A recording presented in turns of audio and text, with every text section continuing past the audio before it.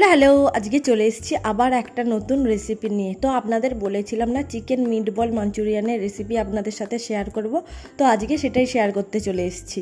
আমি এই রেসিপিটা যত শর্টে আর ইজিভাবে করা যায় সেটাই চেষ্টা করেছি, সেটাই আপনাদের সাথে শেয়ার করছি। আমি মাংসগুলোকে প্রথমে ছোট ছোট পিস করে কেটে নিয়েছি, দেন এই কাটারটার মাধ্যমে ওটাকে আরও মিহিভাবে কেটে নিয়েছি। এই কাটারটা দিয়ে আবার গাজর, ক্যাপসিকাম আর পেঁয়াজ কেটে নিয়েছি। আপনারা চাইলে মাংসটাকে মিক্সিতে পেস্ট করে নিতে পারেন, আমি সেটা না করে কাটারটা থ্রু দিয়েই পেস্ট করে নিয়েছি। তো এবার মাংসটার মধ্যে গাজর, ক্যাপসিকাম, পেঁয়াজ কুচি সব দিয়ে দেবো, তার মধ্যে সয়া সস, টমেটো সস, আদা রসুন বাটা, নুন, তারপর একটু সামান্য পরিমাণ চিনি দিয়ে দেবো। দিয়ে তার মধ্যে দেবো ময়দাটাকে দিয়ে ভালোভাবে ওইটাকে মিক্সড করে নেবো। আপনারা চাইলে ময়দাও দিতে পারেন, আবার কর্নফ্লাওয়ারও দিতে পারেন। দিয়ে সেটাকে ভালোভাবে মিক্সড করে নেবেন যতটা পরিমাণ দরকার। আমরা প্রথমে সামান্য পরিমাণ ময়দা দিয়েছিলাম, তো তারপর দেখলাম একটু তালে রয়েছে, তো তারপর আবার একটু ময়দা দিয়েছিলাম। দেন ওইগুলোকে এরকম গোল গোল করে মিটবলের আকার একটা দিয়ে নেব। খুবই ইজি, আপনি ময়দাটা দিলে এমনি ম্যারিনেশনটা একটু শক্ত মতো হয়ে যাবে, তো গোল গোল করতে কোনো অসুবিধা হবে না। আর হ্যাঁ, তেলটাকে ভালোভাবে গরম করে নেওয়ার পর লো ফ্লেমে দিয়ে বলগুলো ছাড়বেন, না হলে বলগুলো একদম ছেড়ে যাবে। তো দেখতে দেখতে আমাদের এই মিটবল ভাজা হয়েও এসছে, এরম লাল লাল হয়ে যাবে। তো তারপর মিটবলটাকে তুলে নেবো, নিয়ে একটা জায়গায় রেখে দেবো। আর জানেন তো, সত্যি কথা বলছি, গ্রেভিতে দেওয়ার আগেও মিটবলটা যা খেতে লাগছিল না, আপনাদেরকে কি বলবো। আমি একটা খেয়ে দেখেছিলাম, অসাধারণ লাগছিল।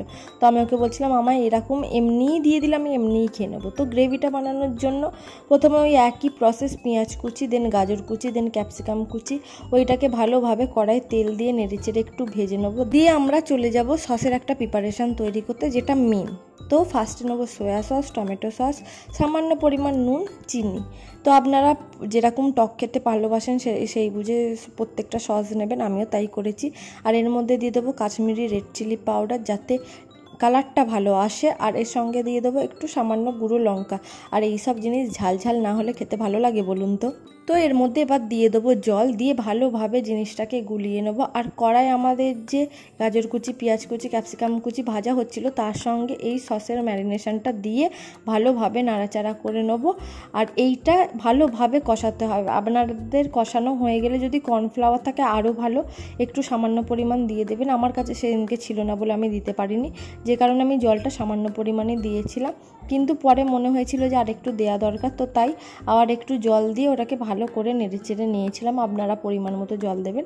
দিয়ে তারপর যে মিটবলটা ভেজে রেখেছিলাম সেটা দিয়েছিলাম, দিয়ে ভালোভাবে এটাকে ফোটাতে ছেড়ে দেবো। মানে আমি সত্যি বলছি, আমার চিকেনের যে কোনো আইটেম খেতে এত ভালো লাগে, মানে আমার ডেলি যদি কেউ চিকেনের কোনো আইটেম দেয় আমি ডেলি খেতে রাজি। আর জানেন তো, চিকেন মিটবল মাঞ্চুরিয়ান এই রেসিপিটা আমি অনেকবার দেখেছি, কিন্তু কোনোদিন ট্রাই করিনি। প্রথমবার খেলাম, আমি রেস্টুরেন্টেও আগে খাইনি, বাট আমার এত ভালো লেগেছে কি বলবো। আর দেখতে দেখতে আমাদের রেডি একদম রান্না।